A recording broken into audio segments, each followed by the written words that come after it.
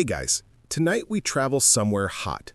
Not just summer afternoon in your apartment hot, but ancient Persian desert hot. Imagine you're standing at the edge of a vast, sun-baked plateau. The light is so bright it almost hums, and the air shimmers above the sand like a mirage that refuses to settle. The wind brushes your face, but instead of cooling you, it's like someone just pointed a hairdryer at your cheeks. You squint toward the horizon, where low earthen buildings rise like honey-colored waves frozen in place. And here's the kicker. You probably wouldn't last an hour here without shade, water, or a plan. The daytime temperatures can shoot up well above 40 degrees C or 104 degrees Fahrenheit, and the night, surprisingly, can drop fast, wrapping the desert in sudden chills. Surviving here requires cleverness, and the ancient Persians had plenty of that. So before you get comfortable, take a moment to like the video and subscribe, but only if you genuinely enjoy what I do here. I'd love to know where you're listening from and what time it is where you are. Now, dim the lights, maybe turn on a fan for that soft background hum, and let's ease into tonight's journey together. The Persian Plateau stretches across what is now Iran and parts of neighboring countries. You trudge along a dusty road that's been walked by traders, soldiers, poets, and a few very determined camels for thousands of years. The sky seems wider here, and the heat presses down like a heavy quilt. But as you move closer to a cluster of buildings, something unexpected happens. The temperature drops. Not dramatically. You're not walking into a refrigerator, but enough that the sweat on your skin finally evaporates, giving you a little sigh of relief. This isn't magic, it's architecture. Long before electricity, air conditioners, or ceiling fans that wobble alarmingly when you set them to high, Persians learned how to manipulate their environment to make the heat not just bearable, but surprisingly pleasant. Historians often trace these early innovations back to around 3000 BCE, when communities began organizing their settlements in response to wind patterns. One mainstream fact, the Persians built their cities strategically to take advantage of seasonal winds known as bad-e-sad-o-bistros, or the 1200-day wind. This strong northerly breeze would sweep through eastern Iran and Afghanistan during the summer, acting as a kind of natural ventilation system. Rather than fight it, they designed their homes to welcome it. You glance up at the ridgeline and notice something odd. The houses aren't random. They seem to follow invisible lines like a carefully plotted chessboard drawn on sand. Streets run at angles that look a little too neat for coincidence. This wasn't a city that just happened over centuries, it was planned with the air in mind. Here's a quirky tidbit. Ancient Persian builders sometimes tested wind directions by hanging lightweight fabrics or even bird feathers from poles, watching how they fluttered over the course of weeks. Imagine the first weather app being a guy squinting at a piece of silk. Not high-tech, but surprisingly accurate. As the breeze brushes past you, you catch a faint earthy scent, mud brick walls warming and cooling with the day's rhythm. These buildings are more than shelter, they're living, breathing structures. The mud brick absorbs heat during the day, slowly releasing it at night, almost like a desert camel exhaling softly in its sleep. Historians still argue whether these early cooling methods originated purely within Persia or were influenced by neighboring civilizations like Mesopotamia. Some point to evidence of similar wind-channeling designs in ancient Sumerian cities, while others argue that Persia refined and systematized these techniques into something unparalleled. Either way, what you're feeling now, that subtle but undeniable coolness, is the result of architectural intelligence that predates most written languages. A caravan approaches in the distance, bells jingling lazily from the camels' necks. Their handlers wear light, loose garments that billow slightly, making use of every whisper of air. You, meanwhile, are probably regretting your imaginary jeans. As the caravan passes, you follow the road into the heart of the settlement. It's quieter here, almost hushed, the sound of the wind winding through narrow alleys like a whispered conversation between walls. You notice how the buildings are packed closely together, creating shaded walkways that keep direct sunlight at bay. The streets aren't chaotic, they're like carefully placed puzzle pieces, each designed to funnel breezes toward courtyards and rooms beyond. A child darts past you carrying a clay jar of water balanced on their head, moving effortlessly over sun-cracked stones. In a corner, a woman sprinkles water on the dusty ground in front of her doorway. The hot air lifts the moisture, creating a faint cooling effect. It's the simplest form of evaporative cooling, the same principle that makes modern swamp coolers work. A cat lounges under an archway, perfectly positioned in the sliver of shade. You briefly envy the cat. It seems to have mastered this lifestyle centuries before you arrived. You pause and let yourself simply exist in this place. The sun still beats down, but you're not struggling anymore. The city has caught the wind like a well-tuned sail, and you're coasting on its currents. In the distance, a tower rises above the rooftops, narrow and elegant, like a finger pointing to the heavens.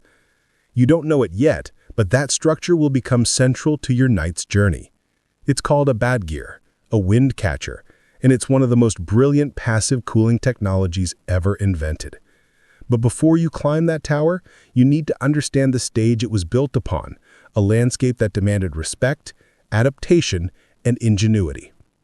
And so you keep walking, the air slowly shifting from oppressive to soothing, as if ancient hands were guiding the breeze right to your face. You wander deeper into the settlement, where the streets start to curve with deliberate grace. At first, you think the city's layout is just old and irregular, the way many historic towns are, grown over centuries like vines with no gardener. But as you look closer, you realize something subtler is happening. Every street seems to angle itself toward the prevailing wind, not haphazardly, but with quiet intention. This is ancient Persian urban planning at work. Long before city grids and zoning regulations, Persian architects and engineers used wind as their invisible blueprint. They aligned streets and buildings so that air would naturally flow through the city, cooling the people inside without anyone needing to flip a switch or light a fire. You could almost imagine the ancient city planners, robes flapping in the breeze, squinting down at their carefully drawn maps, and nodding approvingly at the direction of the wind.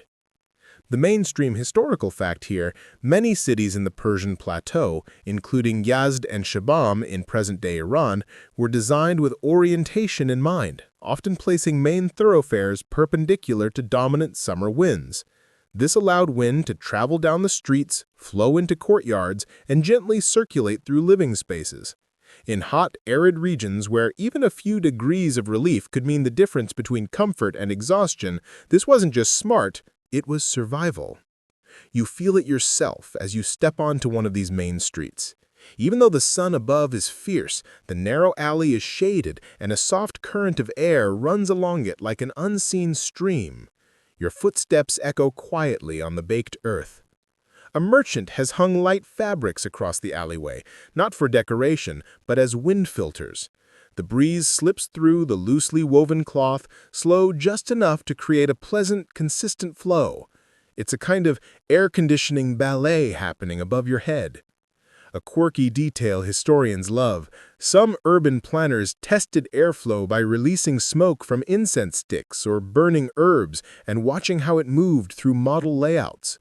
Picture a group of serious men in flowing garments gathered around a scale model, muttering thoughtfully as smoke curls down miniature streets.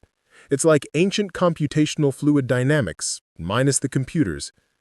As you keep walking, the smell of baked bread wafts out from a small bakery tucked into a corner of a shaded courtyard. The baker stands by a tandoor oven sunk into the ground, slapping discs of dough onto the hot walls. Even here, they've placed the oven strategically so that rising hot air gets drawn away by the wind rather than pooling inside the small shop.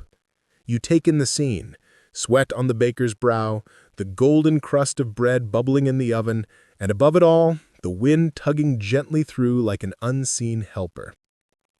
The city's layout isn't just about comfort, it shapes daily life. Streets are narrow, often twisting just enough to create shade at different times of day. Courtyards are positioned where breezes can circulate. Even public gathering spaces like bazaars are placed where air can move freely, cooling crowds naturally. You realize that every step you take through this city is a step through a kind of open-air machine engineered to turn a hostile climate into something livable. Historians still argue whether these precise layouts were planned entirely in advance or emerged gradually through a mix of tradition, observation, and incremental improvements. Some suggest master builders had a deep theoretical understanding of airflow passed down through guilds and apprenticeships. Others argue it was more practical and intuitive. Builders noticed which streets stayed cool, which houses felt more comfortable, and simply copied what worked. Either way, the result is undeniable: a city that breathes. You turn a corner and emerge into a larger plaza where several streets converge. A small fountain trickles in the center, and children are playing near its edge, dipping their hands into the cool water. The plaza is positioned at a junction where multiple breezes meet, creating a gentle swirl of moving air. You stand there for a moment, letting the currents wash over you from different directions, as if the wind itself has gathered here for a chat. Above you, balconies jut out with wooden latticework, delicate screens called mashrabiyah. They allow air to pass through while shading windows from the sun.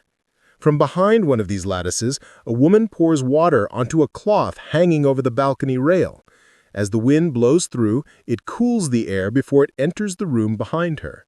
Evaporative cooling, centuries before anyone coined the term. You can't help but smile at the elegance of it. There's no humming of compressors, no vents rattling in the night, just air moving through spaces shaped to welcome it. You lean against a mud brick wall, surprisingly cool to the touch. The material itself plays a role. Thick walls absorb heat during the day, storing it until the cool night air draws it out again. It's a slow, rhythmic exchange. The wall breathes in the heat, then exhales it back to the desert sky when the stars appear. A man passes by with a donkey loaded with baskets of fruit. He nods at you as if to say, "Yes, the wind is nice today," though he doesn't say a word. The breeze catches the edge of his headscarf and lifts it slightly, like a quiet applause for the day's architecture.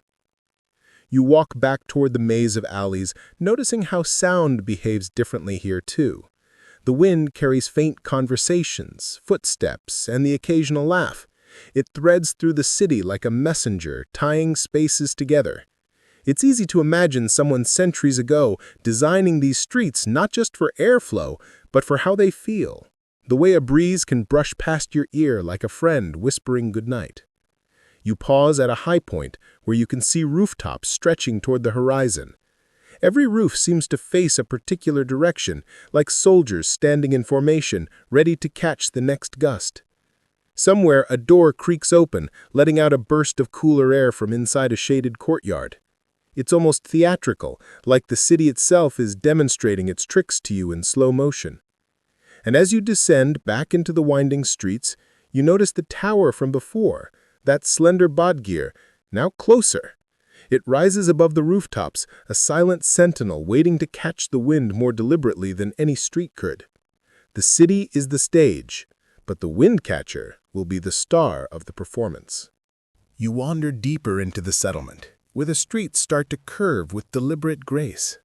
At first, you think the city's layout is just old and irregular, the way many historic towns are, grown over centuries like vines with no gardener. But as you look closer, you realize something subtler is happening.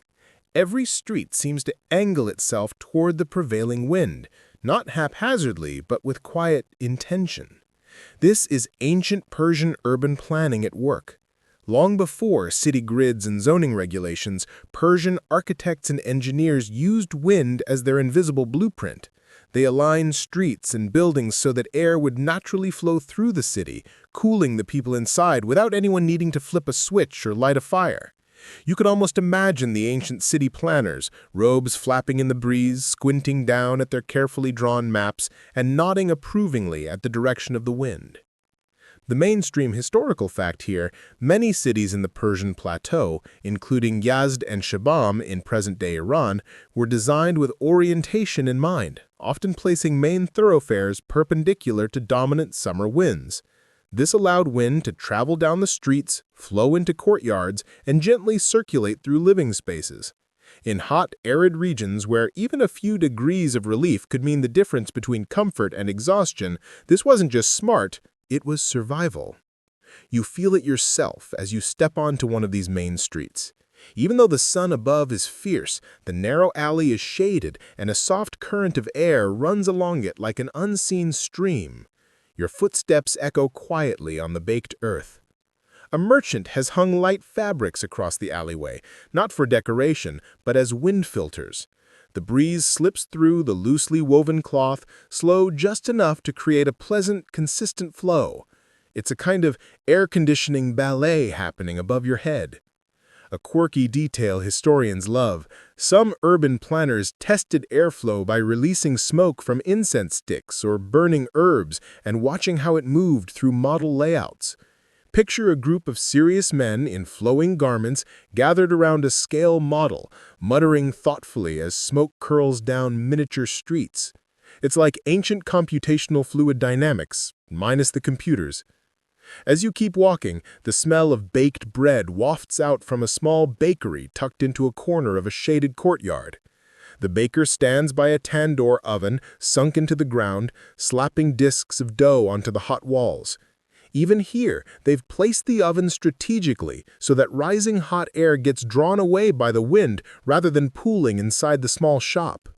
You take in the scene, sweat on the baker's brow, the golden crust of bread bubbling in the oven, and above it all, the wind tugging gently through like an unseen helper. The city's layout isn't just about comfort, it shapes daily life. Streets are narrow, often twisting just enough to create shade at different times of day. Courtyards are positioned where breezes can circulate. Even public gathering spaces like bazaars are placed where air can move freely, cooling crowds naturally. You realize that every step you take through this city is a step through a kind of open-air machine engineered to turn a hostile climate into something livable. Historians still argue whether these precise layouts were planned entirely in advance or emerged gradually through a mix of tradition, observation, and incremental improvements. Some suggest master builders had a deep theoretical understanding of airflow passed down through guilds and apprenticeships. Others argue it was more practical and intuitive. Builders noticed which streets stayed cool, which houses felt more comfortable, and simply copied what worked. Either way, the result is undeniable. A city that breathes. You turn a corner and emerge into a larger plaza where several streets converge. A small fountain trickles in the center, and children are playing near its edge, dipping their hands into the cool water. The plaza is positioned at a junction where multiple breezes meet, creating a gentle swirl of moving air. You stand there for a moment, letting the currents wash over you from different directions, as if the wind itself has gathered here for a chat. Above you, balconies jut out with wooden latticework, delicate screens called mashrabiyah. They allow air to pass through while shading windows from the sun. From behind one of these lattices, a woman pours water onto a cloth hanging over the balcony rail. As the wind blows through, it cools the air before it enters the room behind her. Evaporative cooling, centuries before anyone coined the term. You can't help but smile at the elegance of it. There's no humming of compressors, no vents rattling in the night, just air moving through spaces shaped to welcome it. You lean against a mud brick wall, surprisingly cool to the touch. The material itself plays a role. Thick walls absorb heat during the day, storing it until the cool night air draws it out again. It's a slow, rhythmic exchange. The wall breathes in the heat, then exhales it back to the desert sky when the stars appear. A man passes by with a donkey loaded with baskets of fruit. He nods at you as if to say, "Yes, the wind is nice today," though he doesn't say a word. The breeze catches the edge of his headscarf and lifts it slightly, like a quiet applause for the day's architecture. You walk back toward the maze of alleys, noticing how sound behaves differently here too. The wind carries faint conversations, footsteps, and the occasional laugh. It threads through the city like a messenger, tying spaces together. It's easy to imagine someone centuries ago designing these streets not just for airflow, but for how they feel. The way a breeze can brush past your ear like a friend whispering goodnight. You pause at a high point where you can see rooftops stretching toward the horizon. Every roof seems to face a particular direction, like soldiers standing in formation, ready to catch the next gust. Somewhere, a door creaks open, letting out a burst of cooler air from inside a shaded courtyard. It's almost theatrical, like the city itself is demonstrating its tricks to you in slow motion. And as you descend back into the winding streets, you notice the tower from before, that slender bodgear, now closer. It rises above the rooftops, a silent sentinel waiting to catch the wind more deliberately than any street could. The city is the stage, but the wind catcher will be the star of the performance. You step back into the sunlight, blinking against the harsh brightness, and let your eyes travel upward. Towering above the rooftops are the slender, distinctive shapes you've been noticing since you entered the city. Tall, rectangular structures with open slits near their tops. Some are capped with domes, others with flat roofs. But all seem to reach upward like fingers trying to grab the sky. These are the bodgirs, the wind catchers, the beating heart of ancient Persian cooling. You approach one slowly, craning your neck to take in its height. It's elegant, almost serene. Unlike the chaotic mess of wires and metal units that clutter modern rooftops, the bodgir looks like it belongs here, part of the skyline, blending into the baked earth and sun. Here's the mainstream historical fact. Bodgirs were developed and perfected in Persia over many centuries, becoming a signature feature of cities like Yazd. These wind catchers worked by channeling cooler breezes down into buildings and pushing warmer air up and out, all through passive airflow, no moving parts required. They could make indoor spaces significantly cooler than the surrounding environment, even on the hottest days. You walk closer to the base of one. Its walls are thick, and inside the shaft plunges downward like a chimney in reverse. A gust of air brushes your face from below. The bodgir has caught a wind and is guiding it into the building beneath your feet. Quirky tidbit time. Early builders sometimes added little shelves or hooks inside these towers to hang perfumed cloth or fragrant herbs, so that the incoming breeze would be lightly scented as it flowed through the house. Imagine your air conditioning unit not only cooling your home, but also making it smell faintly of rosewater and basil. The ancient Persians basically invented the scented air diffuser. The sound of the wind inside the tower is almost hypnotic, a soft rushing like a distant waterfall, sometimes punctuated by creaks of wood or fluttering fabric. As you stand there, you notice how the openings of the bodgir face in different directions. This isn't random. Builders often oriented multiple openings toward prevailing winds, but also included one or two facing less common directions. That way, no matter where the breeze came from, some part of the tower would catch it. You imagine a hot summer day centuries ago, the sun high, the streets shimmering with heat. Inside the house, though, the bodgir is busy. Invisible hands guiding wind down through vertical shafts, past cooling surfaces, swirling into rooms, and then lifting warm air back out through other vents. It's like a lung, inhaling and exhaling rhythmically, keeping the house alive. Historians still argue whether the bodgir originated purely in Persia or was adapted from earlier ventilation shafts used in Egypt and Mesopotamia. Some point to ancient Egyptian tombs and temples with rudimentary vent-like structures. Others argue that Persia not only developed the technology independently, but refined it into a highly adaptable system that could work in different climates, including humid coastal areas and dry deserts. You step closer to one tower's base and feel the cool air pouring out, as if the building itself is exhaling. It's several degrees cooler than the street. You duck inside the attached room. The ceiling is high, the floor smooth and clean. Above, the tower's shaft funnels a steady current downward, while strategically placed vents near the floor allow warm air to escape elsewhere. This is where you appreciate the subtle genius. Unlike modern systems that blast air noisily, this cooling is silent, continuous, and free. You sit down against the wall and tilt your head back, watching light shift inside the tower's opening. There's something almost sacred about it, like a temple built to worship the wind. A quick modern aside. Imagine if instead of ugly white AC boxes dripping water down your apartment wall, you had a graceful tower that cooled your space and decorated the skyline at the same time. Bodgirs made cities beautiful and comfortable simultaneously, a concept modern architecture occasionally rediscovers, then promptly forgets in favor of steel and glass. A group of children run by outside, their laughter echoing up into the tower. You notice how the sound travels.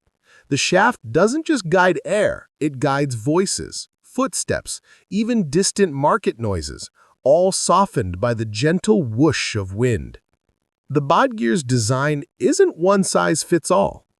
In wetter regions, builders would sometimes close the windward vents and use the tower to draw warm, humid air up and out of the building instead.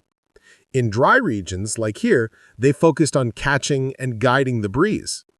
Some even combined Bodgirs with underground Kanat tunnels, but you'll get to that soon. For now, the tower stands alone, demonstrating how architecture can turn something invisible, the wind, into something tangible and useful. As you lean back, you picture the builders centuries ago climbing scaffolds, adjusting the angle of the vents with the precision of musicians tuning their instruments. They didn't have thermometers or airflow meters. They had experience, intuition, and an intimate knowledge of their environment. Historians still debate whether the Bodgirs were standardized by guilds or if each was custom designed by local masters. Some evidence suggests families passed down secret construction techniques for generations, each tower carrying the signature of its maker. Others believe the methods were widely shared, evolving collectively as builders competed to create cooler, more efficient homes. The sun dips lower, and a soft golden light spills across the rooftops. From your vantage point beside the tower, you see dozens of Bodgirs silhouetted against the sky, each one catching a slightly different gust, each one whispering its own quiet story. One breeze in particular seems to find you, slipping down the tower, swirling around your ankles like a curious cat. You smile. Somewhere above, the Bodgir stands, unmoving, doing its job as it has for centuries, catching the wind so you can sit here, in the middle of a desert, feeling perfectly at ease. You leave the cool embrace of the Badgir and wander toward the edge of the city. The sun is beginning its slow descent, casting long shadows across the dusty streets, and the air has shifted, still warm, but softer now, carrying the faint scent of earth. A few birds wheel lazily above the rooftops. Somewhere, a water carrier hums to himself as he trudges past, his donkey laden with clay jars that slosh quietly with each step. You follow the sound of water, faint at first, like a whisper beneath your feet. As you walk, you begin to notice subtle clues, small grated openings along the street, cool drafts seeping upward from below, and occasionally the quiet trickle of moving water. Beneath your sandals, the city hides its secret, a vast network of Kanats. Here's the mainstream historical fact. Kanats were underground aqueduct systems developed in ancient Persia dating back at least 2,500 years. They carried water from mountain aquifers across long distances to arid regions, all through gravity alone. These tunnels could stretch for tens of kilometers, gently sloping downward so the water would flow naturally. They were technological marvels, silent rivers beneath the desert, sustaining entire cities. You stop at one of the grated openings and crouch down. A cool breeze rises from below, carrying with it the smell of damp stone and flowing water. It's astonishingly refreshing, as if someone just opened a hidden refrigerator door under the street. The qanats weren't just about water supply. They were an integral part of the city's cooling system. Air passing over the cool underground streams would be drawn upward into buildings, lowering indoor temperatures. Quirky tidbit. To build these qanats, workers, known as muqannis, would dig vertical shafts straight down into the earth, sometimes dozens of meters deep, then connect them with gently sloping tunnels. It was dangerous work. The muqannis would spend days underground, chiseling through rock with hand tools by the dim light of oil lamps, their sense of direction so refined they could keep the slope precise over kilometers. Some historians like to call them the mole people of the ancient world, though you imagine they'd prefer elite subterranean hydrological engineers. You follow a group of men carrying ropes and pulleys toward a small domed structure at the edge of town. This is a mother well, the starting point of the qanat, often located near the base of distant mountains. The well reaches down into an aquifer, tapping cold groundwater that has seeped down from snowmelt in the highlands. From here, the water begins its journey through the qanat tunnels toward the city. Historians still argue whether qanats originated fully in Persia or if similar systems existed earlier in Mesopotamia and were refined here. Some evidence points to independent invention in multiple places, while others suggest Persia perfected the technique and spread it widely through trade and conquest. Either way, Persia became famous for them, and many qanats are still functioning today, centuries after they were dug. You walk along the edge of the city, tracing the faint line of the qanat underground. Above, small ventilation shafts dot the landscape like a row of evenly spaced wells. These shafts served multiple purposes. They allowed fresh air into the tunnels, provided access points for maintenance, and acted like chimneys, letting cooler air rise through streets and courtyards above. The temperature drops noticeably as you walk near these shafts. You glance down one, a dark, round opening disappearing deep into the earth.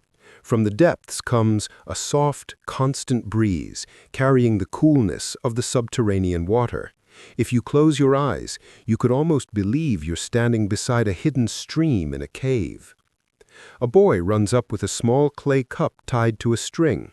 He lowers it down a shallow shaft, dips it into the moving water below, and pulls it up, dripping and cold.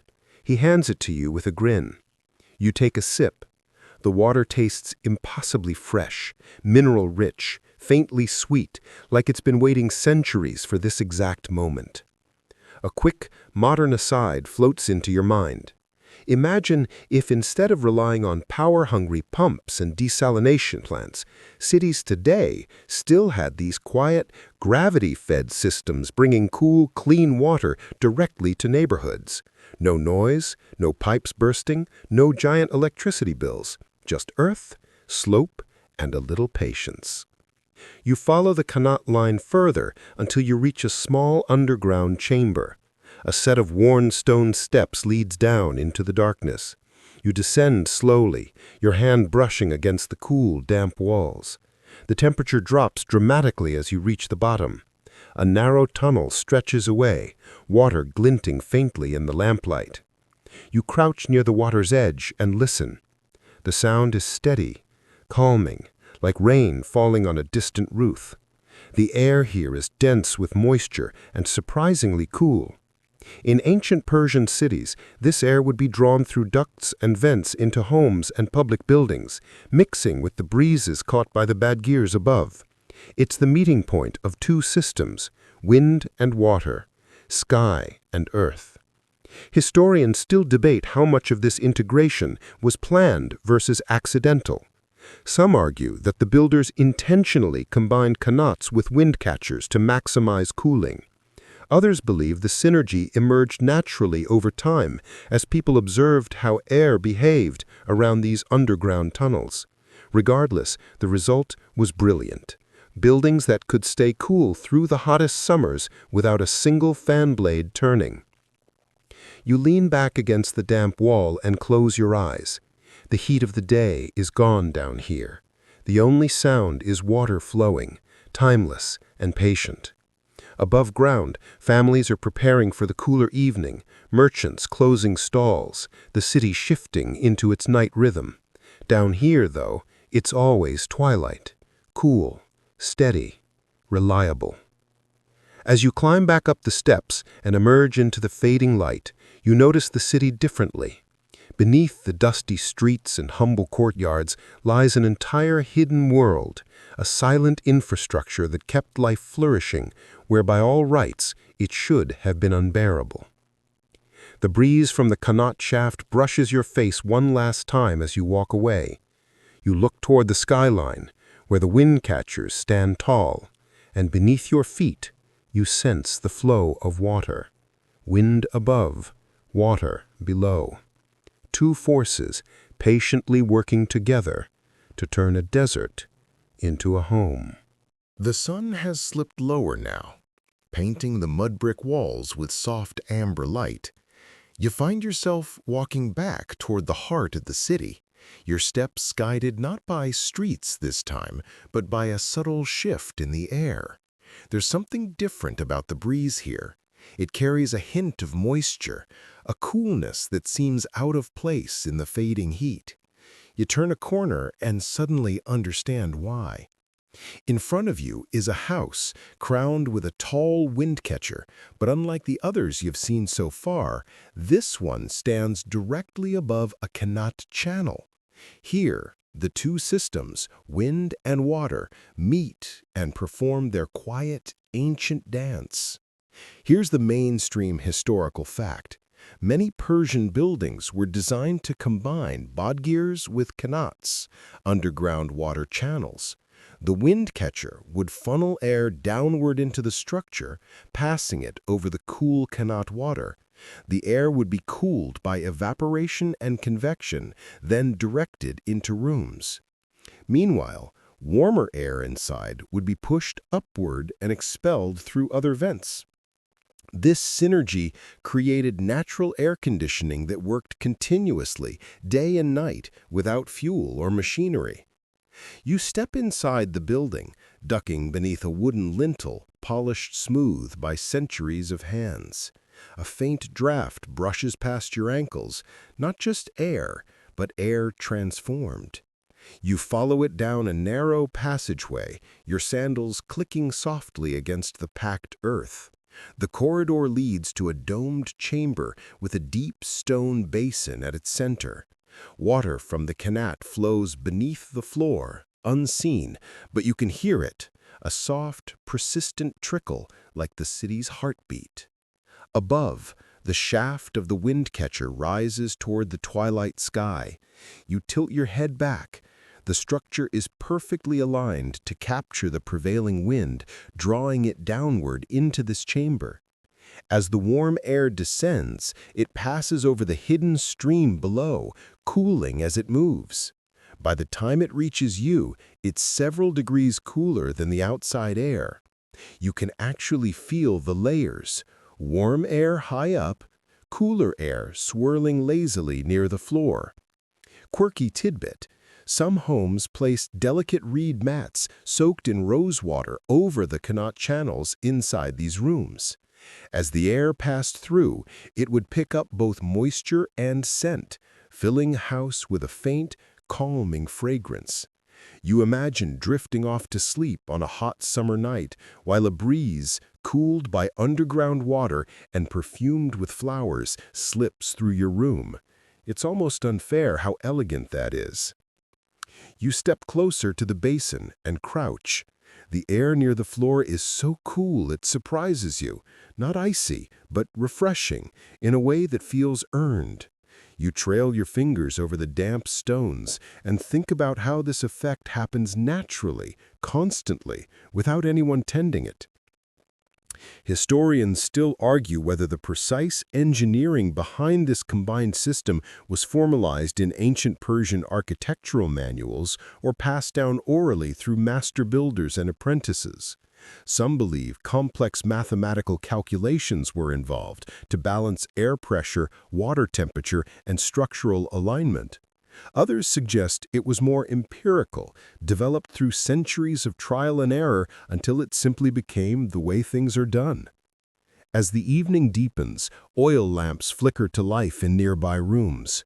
You can hear muffled voices through the walls, families settling in, children laughing, someone strumming a stringed instrument softly. The air moves through the house like a polite guest, never too fast, never too loud, just enough to make every corner breathable. You wander toward the back of the chamber, where a narrow passage leads to an underground corridor. This is part of the Qanat system, a maintenance tunnel, low and dark, but surprisingly cool. You crouch and move a few steps in. The temperature drops further and the sound of water grows clearer. It's almost like stepping into a cave. You run your hand along the wall, feeling the cold seep into your fingers. A quick modern aside drifts through your thoughts. Architects today spend billions on energy systems to cool skyscrapers, running complicated HVAC networks through steel and glass. Yet here, centuries ago, builders created a system that worked with gravity, wind, and water, quietly, beautifully, and indefinitely. No power outages, no maintenance crew in neon vests, just design. You step back into the main chamber and look upward again. The shaft of the wind catcher is glowing faintly in the dusk light, catching the last breath of the day.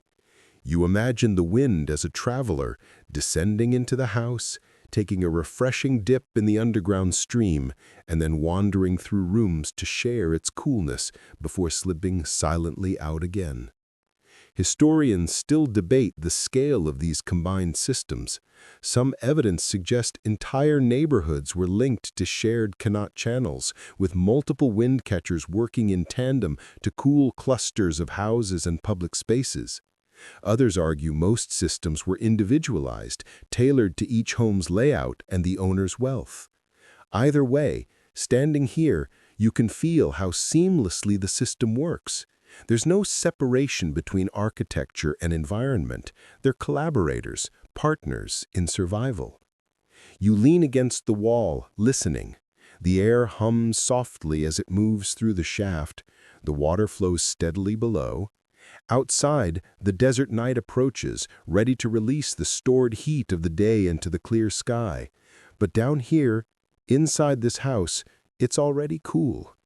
You can imagine lying on a woven mat, watching the stars through a small rooftop opening while the breeze keeps mosquitoes and heat at bay.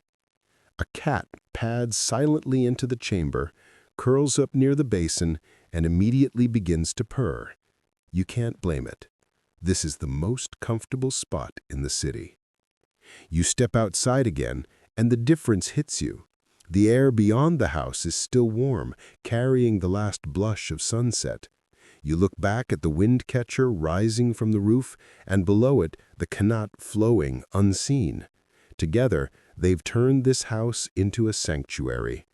And as you walk away, the breeze follows you down the street, a faint reminder of the elegant system humming quietly behind those mud brick walls. Night has fully settled now, and with it, the city seems to exhale. The heat radiating off the mud brick walls begins to drift upward into the star-filled sky. Lanterns flicker in courtyards, their golden light pooling softly on the ground. Somewhere, a night bird calls, and the sound travels along the quiet streets like a thread being gently pulled through fabric. You follow the breeze again, this time toward the outskirts of the city, where the scent of flowers grows stronger. At first, it's just a faint sweetness in the air.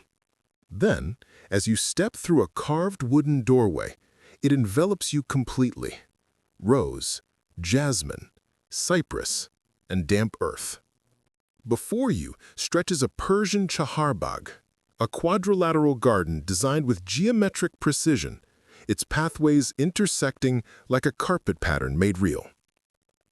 Here's the mainstream historical fact.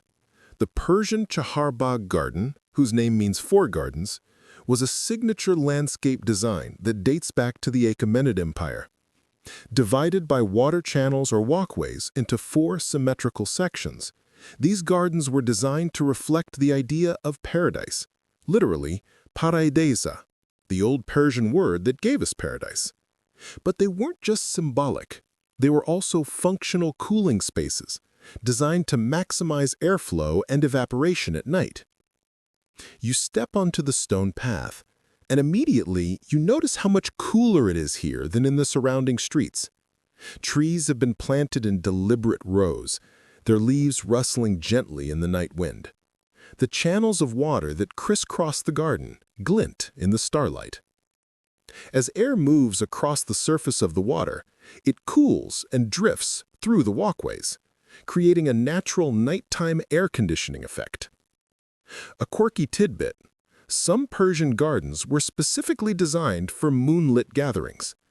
Builders would choose pale stone and plant silvery-leaved trees like olive and plane, so that under a full moon, the entire garden would glow faintly, creating an almost otherworldly atmosphere. Couples would stroll slowly through the walkways. Poets would declaim verses about night breezes, and musicians would play soft, looping melodies that blended with the wind. You can almost hear a distant lute now, its notes mingling with the sound of water trickling. You walk deeper into the garden, your sandals tapping softly on smooth stone. Each turn seems to reveal another perfectly framed view. A row of cypress trees leading your eye toward a domed pavilion, a reflecting pool mirroring the stars, a trellis heavy with fragrant blooms. These gardens weren't just for beauty. They were for cooling, for resting, for gathering when the sun finally gave way to night. Historians still argue whether the chaharbagh design was primarily religious, reflecting Zoroastrian ideas of cosmic order, or primarily practical, evolving from the need to create cooler microclimates in harsh environments. Some say it was both, a merging of spiritual ideals and environmental ingenuity. Whatever the origin, standing here under the night sky, you feel why people built them. A soft breeze brushes your cheek, carrying the smell of wet soil and roses. It's not a random gust. It's moving along the garden's water channels, guided by carefully placed walls and rows of trees. Persian gardeners were masters of shaping air. The garden itself acts like a kind of outdoor cooling system, using shade, water, and geometry to transform the night. At the center of the garden, you find a small marble platform surrounded by shallow pools. This is where people would sit during hot nights, enjoying the combined effect of cooled air and gentle fragrances. You lower yourself onto the smooth stone. It's cool to the touch, having shed its heat quickly after sunset. The air here is soft, layered, cool at the ground, scented above, weightless against your skin. A quick modern aside slips in. Imagine swapping your air conditioner for a rose garden, some strategically placed water channels, and a bit of geometry. Your electric bill would vanish, and you'd gain a personal paradise. The ancient Persians didn't just build gardens, they engineered them like living machines. Around you, families begin to gather. A group of children chase each other along the pathways, their laughter echoing against the garden walls. Elderly men sit on rugs near the water, sipping from clay cups of sherbet made from melted snow stored in yakhchals. But that's a story for later. A poet recites slowly, his voice rising and falling like the wind itself. No one is rushing. The entire space seems to encourage lingering. You tilt your head back. The sky above is impossibly clear. Without the glare of modern lights, the stars burn sharp and bright. The breeze moves through the trees with the rhythm of a lullaby. You notice how sound behaves differently here too. The splash of water in the channels is amplified by the geometry, creating a soft, rhythmic background noise that seems to sync with your heartbeat. Historians still debate whether Persian gardens influenced later Islamic and Mughal garden designs more through their symbolism or through their practical cooling features. Either way, their legacy stretched far beyond Persia. You can trace their influence in the Alhambra's courtyards, in Mughal India's Shalimar Bagh, and even in European Renaissance gardens. As the night deepens, the temperature continues to drop. Dew forms on the grass. The scent of flowers intensifies. You stretch your legs on the cool stone platform, feeling the breeze brush past like a silk scarf.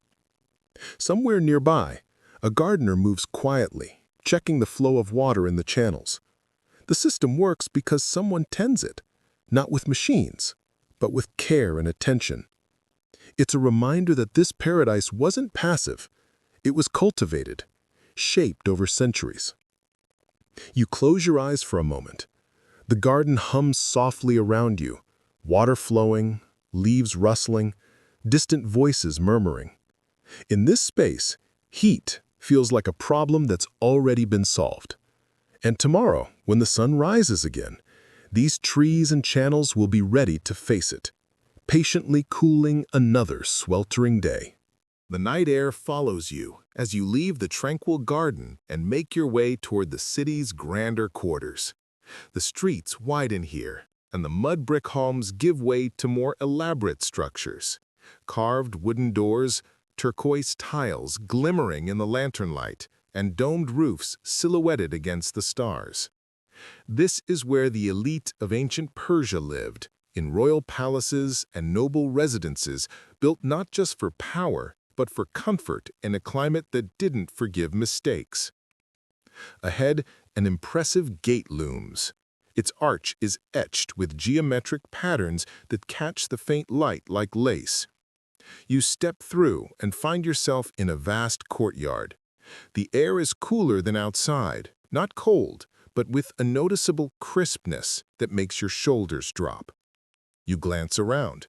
The secret, once again, is in the architecture. Here's the mainstream historical fact. Persian palaces, particularly during the Achaemenid and later Safavid periods, were designed with sophisticated passive cooling strategies. Wind catchers, qanats, thick walls, shaded iwans, and open courtyards all worked together to create environments that remained comfortable even in blistering summers. One famous example is the palace complexes at Persepolis and later in Isfahan, where open halls and high ceilings allowed breezes to circulate freely. As you step into the courtyard, you immediately notice the central pool. Its surface mirrors the stars perfectly, broken only by the occasional ripple of moving water. Narrow channels feed into it, carrying qanat water beneath the palace foundations. Air drifting across the pool picks up moisture and glides through the surrounding iwans, cooling the royal chambers beyond. You walk closer and kneel by the water's edge. The stone is cold beneath your fingers, almost as if it's been storing starlight all evening. Quirky tidbit. In some palaces, servants would sprinkle rose water into the pools at dusk before royal banquets. As the evening breeze passed over the surface, it carried a faint floral perfume into the open halls. Imagine walking into a state dinner where the air freshener is a literal rose-scented wind, not a plug-in in sight. You move through an arched passage into the main reception hall. The ceiling soars above you, supported by slender columns. Openings near the roof allow hot air to escape, while low-set vents along the floor usher in cooler air from qanat channels below. The walls are thick, lined with glazed tiles that shimmer faintly in the lamplight. The effect is immediate. Even with dozens of people inside, courtiers, musicians, servants bustling quietly, the air remains fresh. Historians still argue whether some of these palatial cooling strategies were designed primarily for comfort or to display imperial sophistication. Some suggest the Achaemenid kings wanted to impress foreign envoys not only with gold and armies, but with the ability to make the desert itself behave. Others argue it was practical genius first, imperial theater second. Standing here, you suspect it was both. You wander through a side corridor that leads to the royal living quarters. Here, the architecture grows more intimate. Smaller rooms with thick walls, cushioned alcoves, and high latticed windows. The lattice screens, often made from carved stone or intricate wood, let in light and air but kept out harsh sun and prying eyes. You run your hand over one. It's smooth, cool, and precise. Air moves through like water through a sieve, gentle and constant.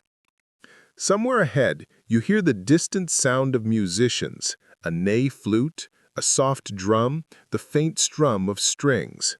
The music floats through the corridors like smoke, guided by the architecture itself. It's easy to imagine a royal gathering here on a summer night. The king seated on cushions near the pool, guests reclining on carpets, while servants move gracefully through the shadows with trays of chilled sherbet. The air smells of jasmine, baked bread, and water. A quick modern aside drifts in. Imagine if government buildings today were designed to impress visitors not with blast-chilled lobbies and buzzing fluorescent lights, but with naturally cool halls, scented breezes, and star-reflecting pools. The ancients didn't just build for utility, they built experiences. You climb a narrow staircase to the roof terrace. From here, you can see the entire city stretched out below. The wind catchers, the gardens, the qanat shafts, and the winding alleys. Up here, the night air is especially crisp. Roof terraces were integral to Persian architecture, used for sleeping on summer nights or simply catching cooler air after sunset. Families would gather on mats, tell stories, or simply lie back and watch the stars. Historians still debate how much of these palace designs trickled down to ordinary homes. Some argue that architectural innovations were developed in royal contexts first and slowly adapted by common citizens. Others believe the opposite, that royal architects refined techniques already in use among the populace. Either way, the principles remained the same. Catch the wind, cool the air, and let the desert work with you, not against you. From this rooftop, you can also see how the palace itself has been positioned. It faces prevailing winds, with its iwans and halls acting like funnels to draw breezes inward. Qanat channels run directly beneath it, feeding not just water, but cool air through hidden passages. And above, the stars act like a giant thermal vent, the clear night sky radiating the day's heat away. A servant appears behind you, carrying a small brass tray. On it rests a bowl of fruit cooled in a nearby yakchal and a cup of mint-scented water. He sets it down quietly, as if not to disturb the night. You take a sip, and the coolness spreads through you like silk. The music from below swells faintly, the breeze brushes across the rooftop, and for a moment, you understand what these palaces were meant to do. They weren't fortresses against the heat. They were an invitation to live within it, comfortably, beautifully, almost effortlessly. Morning arrives slowly in Persia.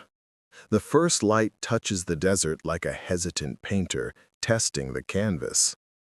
The sky shifts from indigo to soft gold, and the breeze changes direction. It's no longer the cool whisper of the night, but a gentle stirring that hints at the coming heat.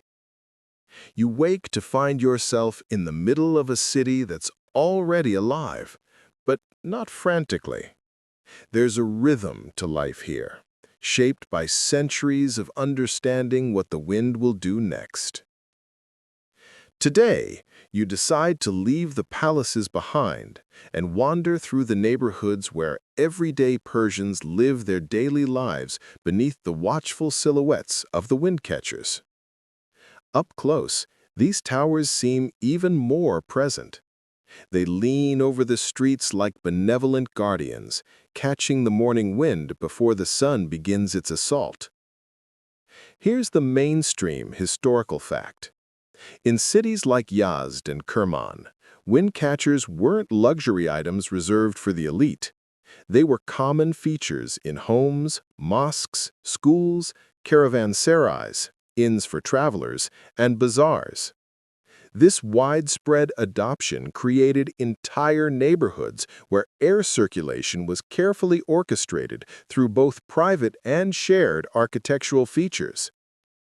As you wander through a residential lane, you see a baker pulling warm flatbreads from a tandoor sunk into the ground.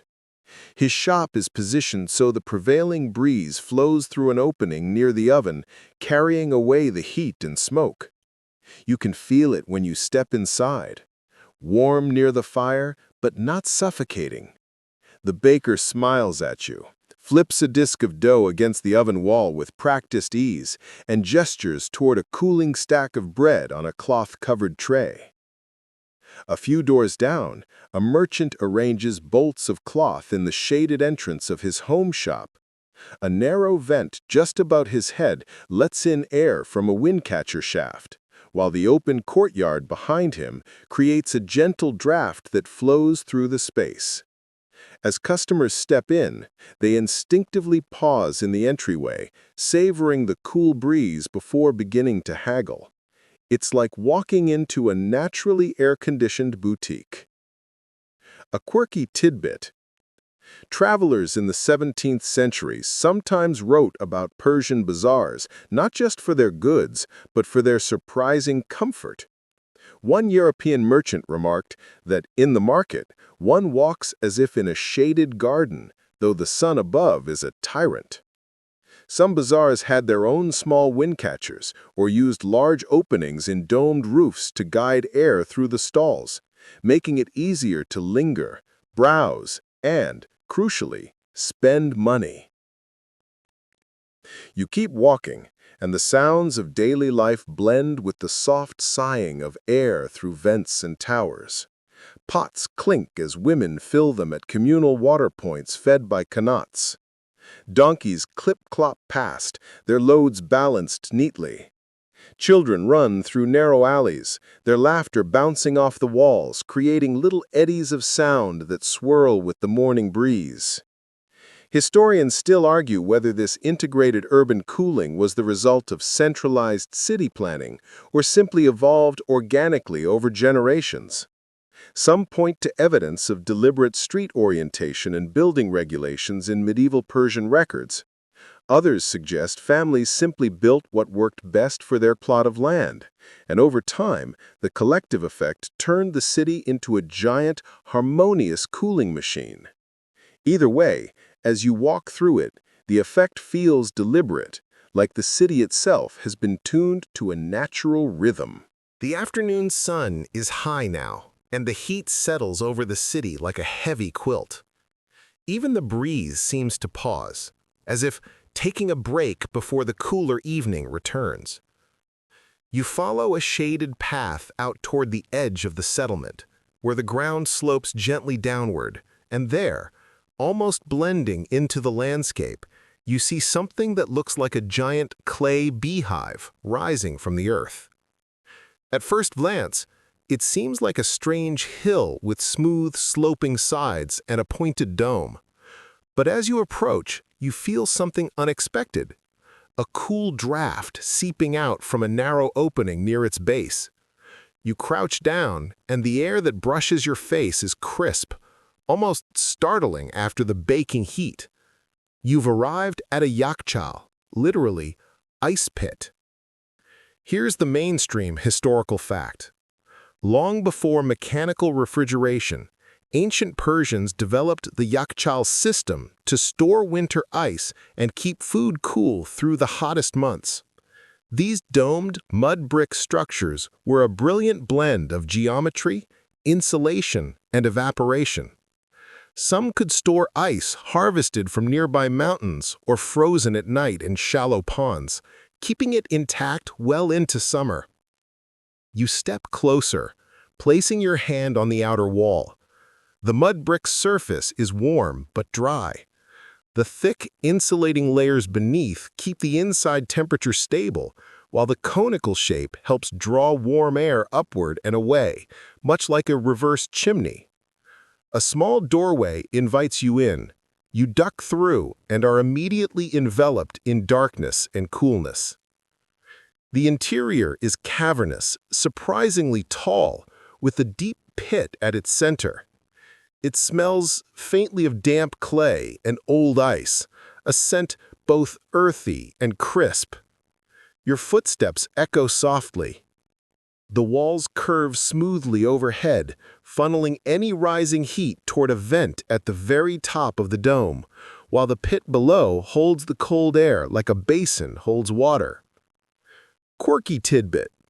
Some yakhchals were so well designed that they could preserve blocks of ice for months without melting. At night, workers would fill shallow pools nearby, letting the desert's rapid temperature drop freeze the water. By morning, they'd break the ice, haul it inside, and stack it layer by layer, separated by straw to slow melting. It's basically a 2,000-year-old deep freezer, minus the electricity bill and the out-of-ice alarm.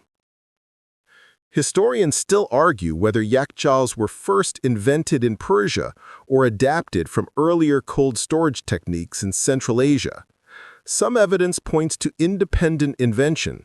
Others suggest a lively exchange of ideas along trade routes. Either way, Persia took the concept and scaled it up dramatically, making ice storage part of urban infrastructure. You step carefully toward the pit. Even from the edge, you can feel the temperature difference. It's significantly cooler down there. Some of the pits were deep enough to store tons of ice. In cities like Yazd, this ice wasn't just for food preservation. It was also a social luxury. Wealthier families might use shaved ice to make summer sherbets, flavored with rose water or sour cherries. Imagine sipping a frosty drink in the middle of a desert summer while the wind catcher hums above your house. A quick modern aside drifts in. Today, we rely on humming refrigerators and air conditioners that gulp electricity. The Persians built silent, zero-energy cooling structures out of mud and math. If your fridge breaks down in the summer, you're calling a technician. If a yakhchal breaks down, well, it's still a giant clay dome. It just keeps doing its job. You sit on the cool floor, leaning back against the curved wall.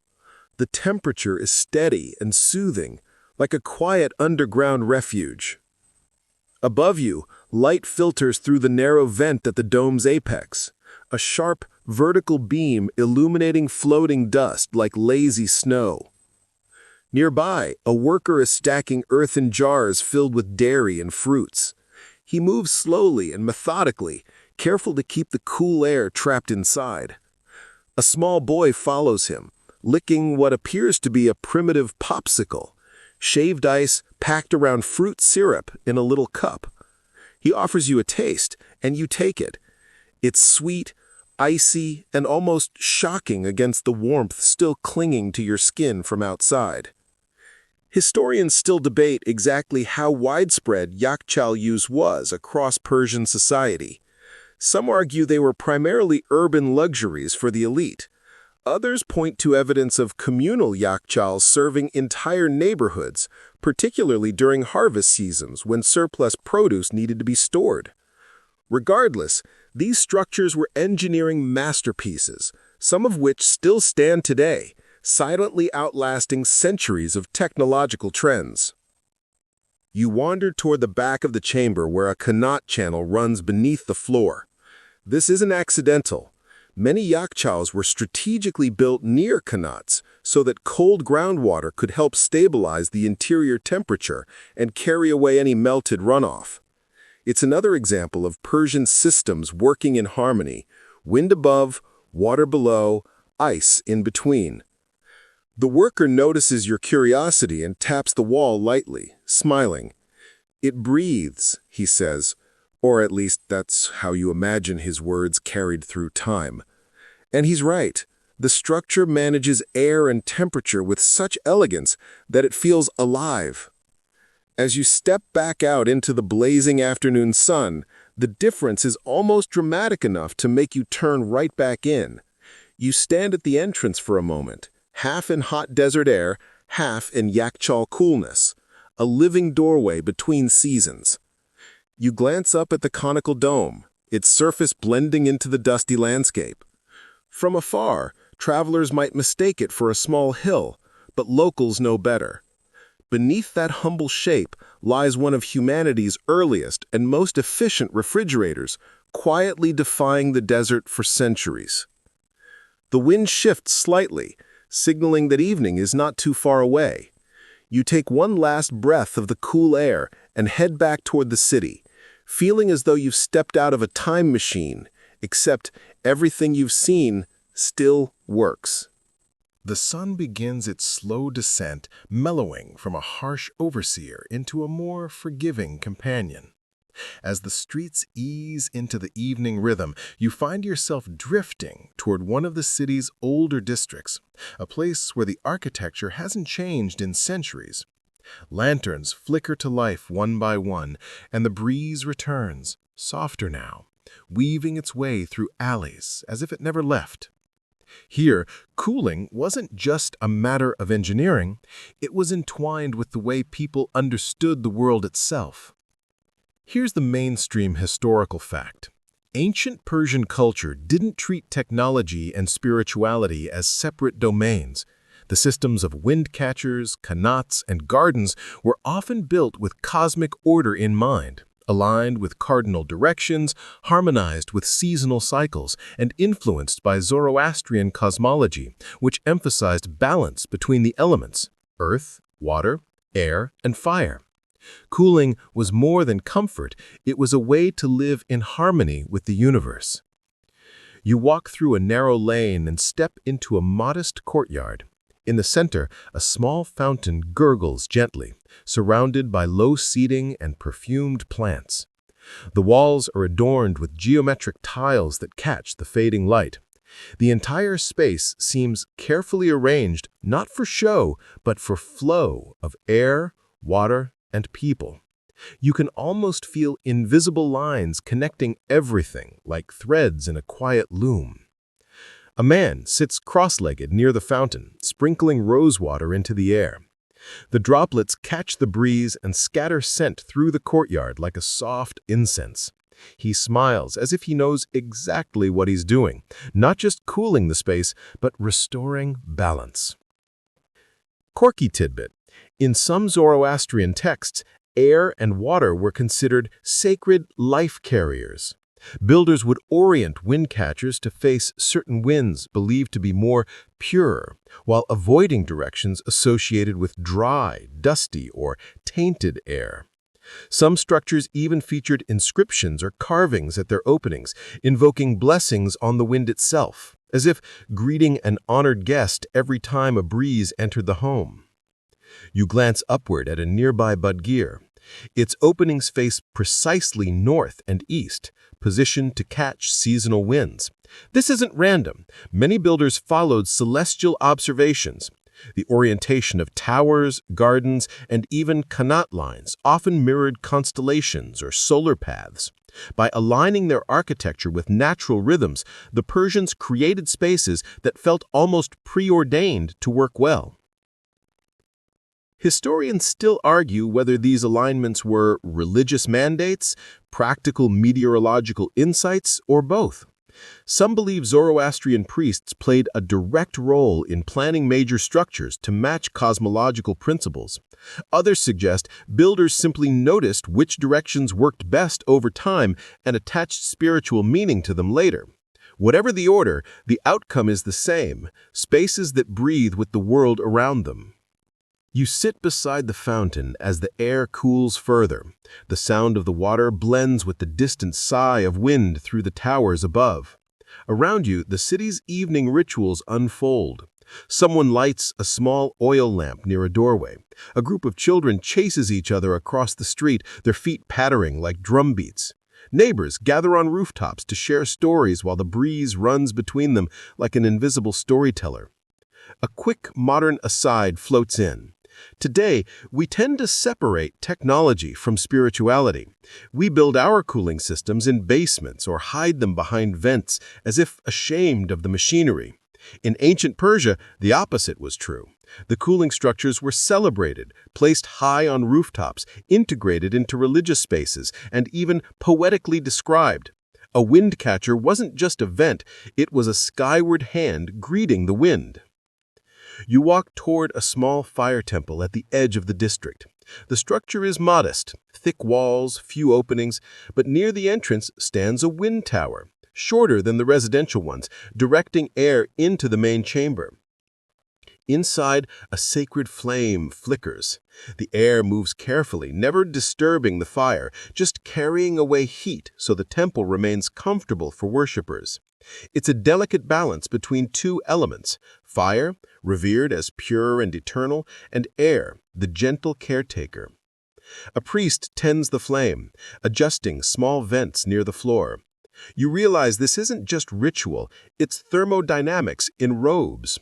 The flame is kept steady by controlling the airflow, ensuring neither smoke nor excessive heat overwhelms the chamber. Historians still debate the extent to which temples influenced broader architectural practices. Some argue that these religious buildings were early laboratories for airflow control, later adapted to homes and palaces. Others believe the reverse, that successful household techniques were sanctified and incorporated into temples. Either way, the exchange between spiritual and practical knowledge is clear. As you step back outside, twilight deepens. The sky turns a deep violet, stars pricking through one by one. The air has cooled significantly, flowing freely through alleys and courtyards like a tide returning to shore. You lean against a mud brick wall, still warm from the day, and feel the temperature shift along its surface, warm at your back and cool against your face. The wind catches above hum faintly. The fountains gurgle. The scent of night-blooming flowers thickens in the air.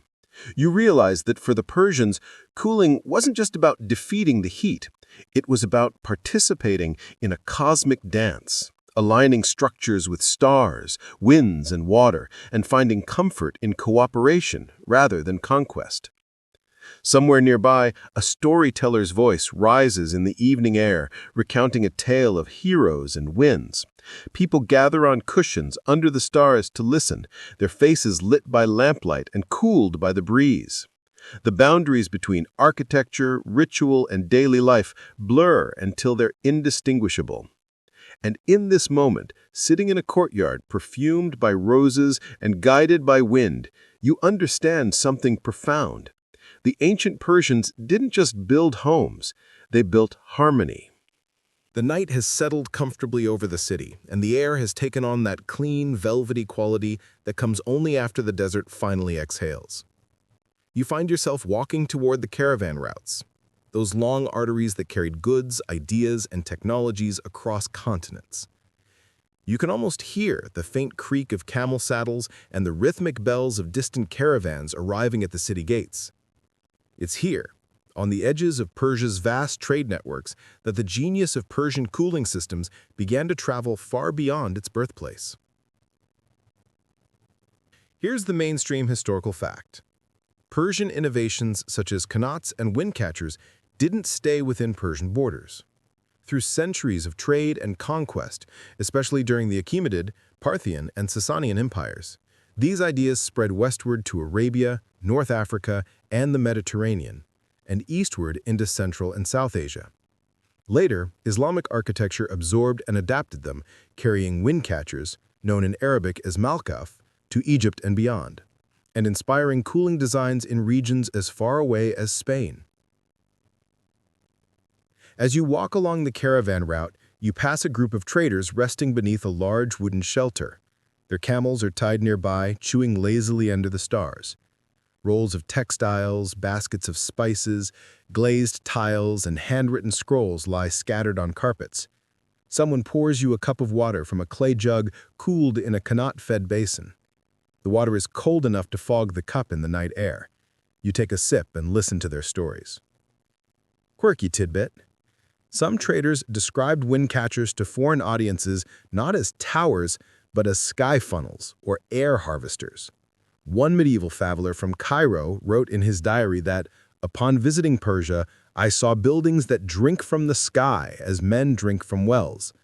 He returned home and convinced builders in Fustat, Old Cairo, to try the design. And thus, Egypt's famous Malkoff Towers were born. You wander further along the route and imagine the slow spread of these ideas. A caravan carrying goods to Mesopotamia also carries knowledge. Sketches on parchment, builders' oral instructions, perhaps even a few skilled masons who find new work in foreign lands. Qanat systems begin appearing in the Levant. Modified wind catchers rise over Mediterranean villas. Even the Andalusian gardens echo the Persian chaharbagh with their fourfold layouts and cooling water channels. Historians still argue whether these technologies spread primarily through imperial expansion, as Persian empires extended their reach, or through merchant networks and cultural exchange. Some claim that the spread of qanats was a deliberate state strategy, enabling control over arid regions. Others believe traders and migrating builders were the true carriers. The truth is probably both. Empires build roads, merchants carry whispers. You step into a caravanserai along the route, a familiar shape by now. A square courtyard surrounded by arched rooms with a wind catcher standing like a sentinel above. This particular inn is bustling tonight. Travelers from Arabia, India, and Anatolia sit in clusters, sharing food and exchanging news. A group of Egyptian builders listens intently as a Persian craftsman traces a diagram of a badgir in the sand with a stick. He gestures upward, mimicking the wind's descent. The Egyptians laugh, nod, and begin sketching their own version. Knowledge in transit. A quick modern aside floats through your mind. Today, we talk about technology transfer through legal contracts and patents. Back then, it was done through dusty roads, shared meals, and hand gestures under the stars.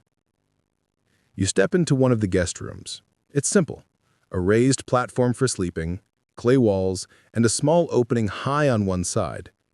Through that opening, air flows in a steady, gentle stream, cooled by a qanat beneath the floor. Even on this trade route, far from royal palaces, the same principles apply. Catch the wind, cool the air, let the night do the work.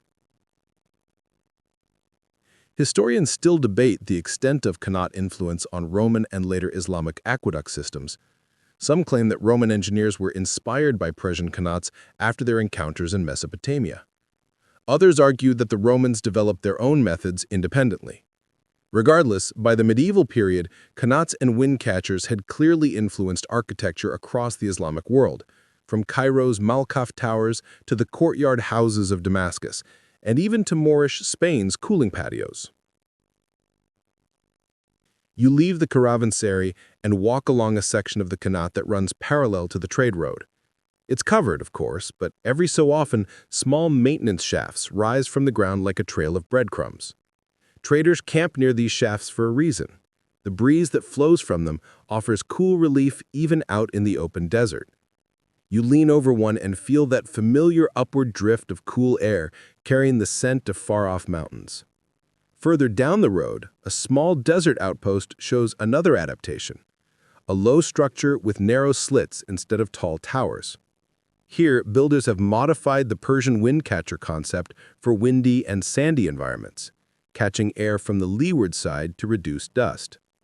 The principles remain, but the form adapts to the landscape. The stars above are brilliant, sharper than anywhere else. You realize that these same stars once guided caravans who carried not just silk and spices, but also the blueprints for an entirely different way of living with heat. These travelers were, in their own quiet way, climate engineers. You sit near a campfire as traders trade tales. One speaks of gardens in Andalusia where water channels sing like Persian fountains. Another tells of Egyptian homes where Malkoff towers make prayer halls bearable in summer. A third describes Indian stepwells that borrow Connaught logic to store monsoon water. Each story is a thread, and together they weave a vast, centuries-long tapestry of knowledge flowing outward from the Iranian plateau. The breeze shifts, as if agreeing. You realize that Persia's cooling inventions were never meant to stay still. Like the wind itself, they traveled, reshaped, renamed, but always carrying their core idea: work with nature, not against it. Dawn breaks on a different world. You're no longer standing on dusty caravan routes, but stepping into the 19th century, where foreign diplomats, engineers, and colonial officers arrive in Persia with notebooks in one hand and skepticism in the other. The steam engine is changing the world, and European powers are expanding into regions they once only traded with. Persia, long the originator of cooling wisdom, now finds itself being observed, documented, and occasionally misunderstood. Here's the mainstream historical fact. During the 18th and 19th centuries, European colonial powers encountered Persian cooling systems, particularly wind catchers and Connaughts, through exploration, diplomatic missions, and early Orientalist scholarship. Engineers from Britain and France wrote detailed accounts of these structures, sometimes admiring their elegance, sometimes dismissing them as quaint relics of a pre-industrial world. Their arrival marked the beginning of a complex dialogue between traditional and modern technologies. You find yourself walking through a Persian courtyard house where a European surveying team has set up camp. Instruments clutter the floor: tripods, measuring rods, compasses, sketch pads, and a folding table covered in teacups. A British engineer fans himself lazily with a hat, muttering that the heat is utterly beastly. Meanwhile, a local builder stands quietly beside a wind catcher, smiling as the air flows steadily around him. Quirky tidbit: some colonial visitors were so astonished by the effectiveness of wind catchers that they nicknamed them Persian AC in their journals. One 1850s traveler wrote, "The air within these clay dwellings is fresher than in our canvas tents equipped with every modern contrivance." Others were less impressed, attempting to improve on the designs by adding mechanical fans or shutters, often breaking the delicate balance that made them work in the first place. Historians still argue whether European engineers truly learned from Persian techniques or simply documented them without fully understanding. Some early French architects in Algeria tried adapting Malkoff-style wind catchers for colonial buildings, but oriented them incorrectly, leading to hotter interiors. Others admired Connaughts, but dismissed them as unsuitable for modernization, preferring to import steam-driven pumps and pipes. You wander through the house as a French surveyor sketches the badgier, measuring angles with care, but misunderstanding its purpose. He assumes the openings are decorative vents, not realizing that their placement corresponds precisely to prevailing winds. Meanwhile, a Persian craftsman explains patiently, pointing toward the mountains and gesturing the flow of air. The surveyor nods politely, but scribbles something different in his notes. It's a quiet cultural misfire. Outside, a caravanserai has been converted into a European-style rest station. Iron pipes have been laid parallel to Connaughts in an attempt to create a hybrid system. The result? Uneven airflow, puddles where there shouldn't be, and confused travelers who preferred the old way. A few of the older local builders shake their heads as if watching someone try to fix a perfectly tuned instrument by hitting it with a wrench. A quick modern aside surfaces. This moment feels oddly familiar. Modern cities often replace passive cooling techniques with energy-intensive systems, assuming new automatically means better. But sometimes, innovation is just forgetting what already worked. You follow a British officer's entourage to a hill overlooking the city. He marvels at the wind catchers rising like sails across the skyline. Charming, he mutters, but surely not scalable for a modern city. The irony, of course, is that these towers have been cooling entire neighborhoods for centuries, silently, cleanly, and without a single coal-fired engine. Historians still argue the degree to which Persian techniques influenced colonial architecture in hot regions. Some argue that British engineers in India and Egypt borrowed elements of qanats and wind towers for their own compounds. Others believe that these systems were mostly sidelined in favor of imported technologies, leading to the decline of traditional methods during the 20th century. You step into a room where a Persian scholar debates with a European architect over tea. The scholar points out that Persian cooling systems are sustainable, requiring no imported fuel. The architect counters that Europe's modern technologies promise progress and uniformity. They speak in polite tones, but their words reveal a cultural tension. One side grounded in centuries of adaptation, the other enamored with industrial power. Quirky detail. In some cases, colonial administrators ended up using wind catcher-equipped buildings as their summer residences because, quite simply, they were the only places bearable in the heat. There are diaries describing governors retreating to those odd native towers during midday, begrudgingly grateful for their function while still dismissing their sophistication in official reports. You walk down a bustling street where two architectural worlds now stand side by side. Traditional mud brick homes with their elegant towers and imported stone buildings with straight facades and narrow windows. The former breathe, the latter bake. A merchant sits comfortably in a shaded courtyard, cooled by qanat breezes, while a European officer nearby complains about the oppressive heat in his new, modern quarters. Historians still debate whether this period marked a cultural loss or merely a pause. Some say colonial disregard for indigenous techniques led to the near disappearance of wind catchers in urban planning during the early 20th century. Others believe their legacy persisted quietly, waiting to be rediscovered. As evening falls, you climb onto a rooftop and look out over the city.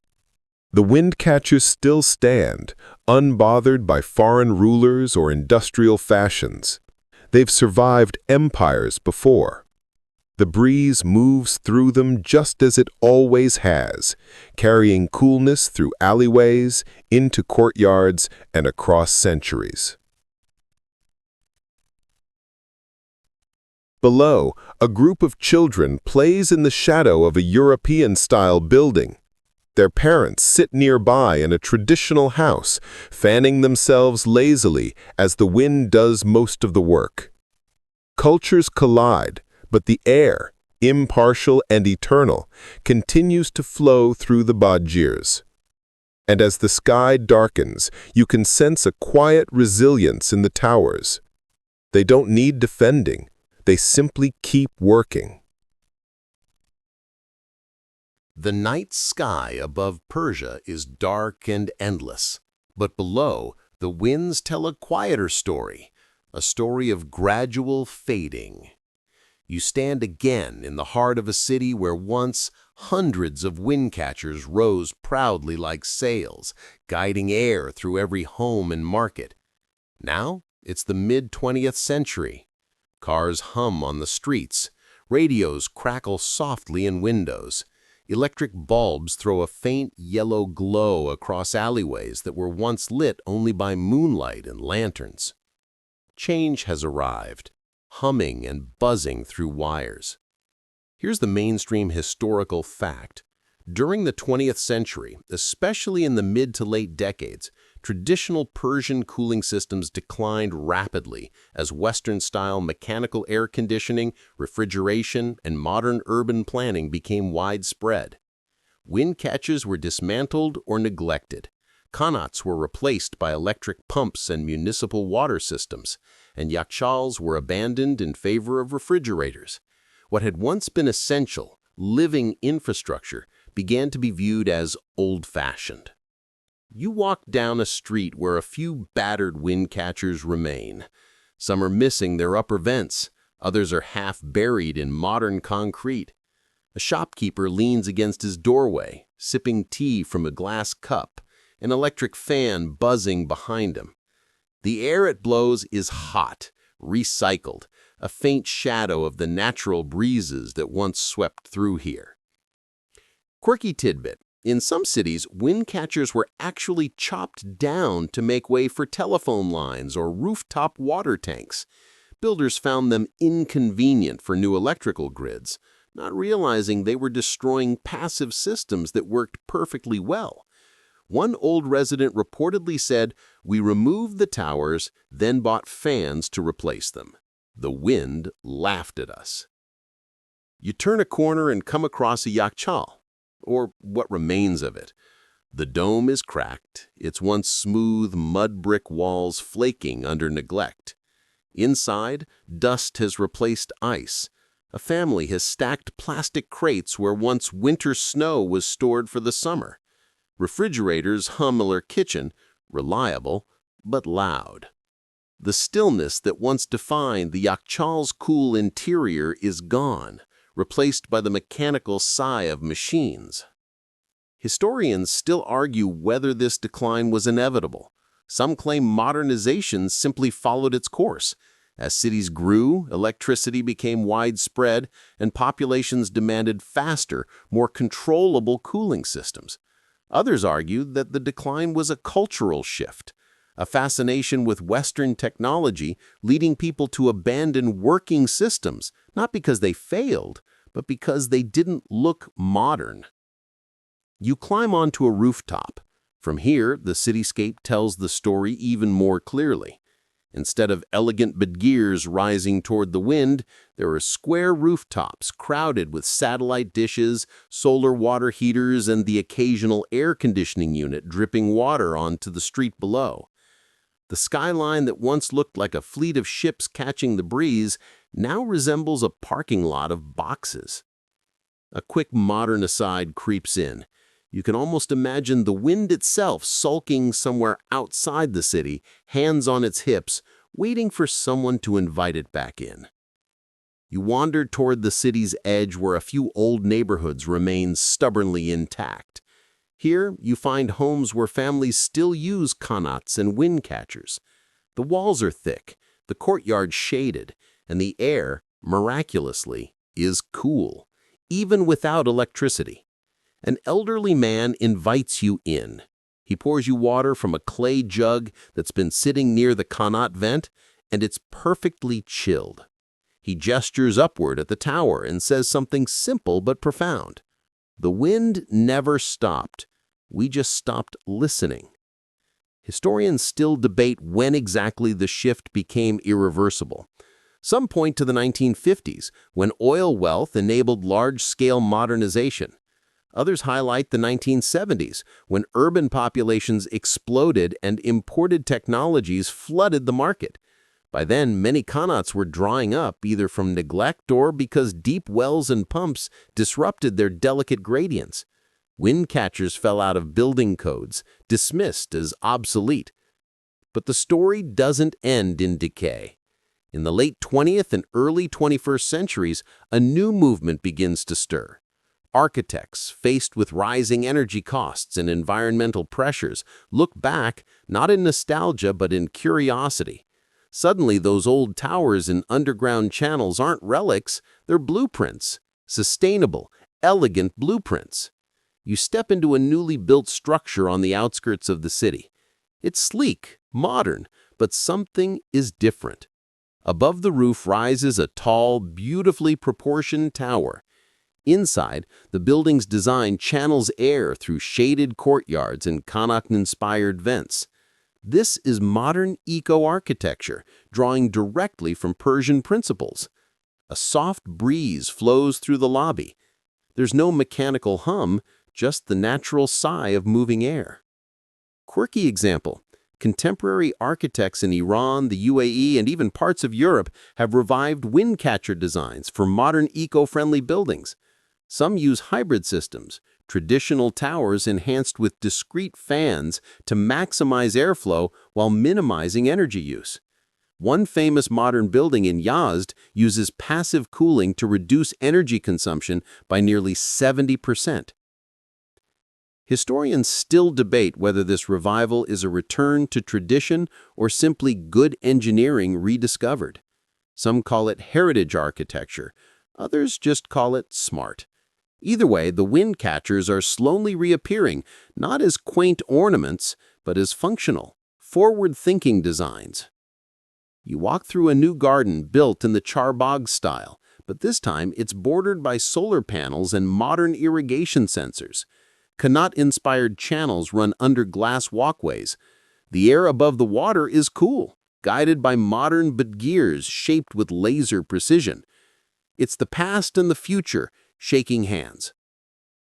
As night deepens, you climb a tower, a new one, designed like the old, but with a modern finish. You lean into the opening and feel the night wind rush in, alive as ever. The city spreads out below, old and new mingling uneasily, but undeniably. For centuries, the Persians built with the wind, not against it. Modernity forgot, but now slowly memory returns. The towers haven't disappeared. They've just been waiting for us to look up again. The night is quiet now. The kind of deep, settled quiet that only comes when heat has finally bled from the walls and streets. You find yourself in a courtyard, somewhere between centuries. Above you, a freshly restored wind catcher rises against the starlit sky, its clean lines echoing ancient forms.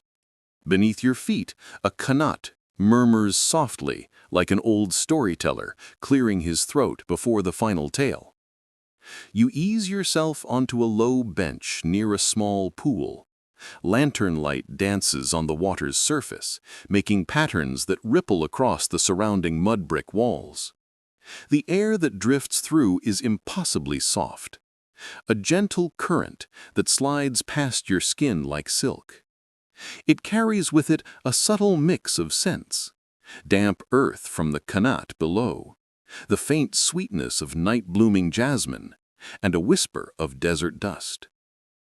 Here's the mainstream historical fact. For more than 2,000 years, Persians built their homes, cities, and palaces to work with their environment. Wind catchers, qanats, gardens, and yakchals formed a coherent system of passive cooling that allowed life to thrive in some of the world's hottest, driest regions. It wasn't improvisation, it was an architectural philosophy, one that balanced human comfort with natural forces. A quirky tidbit.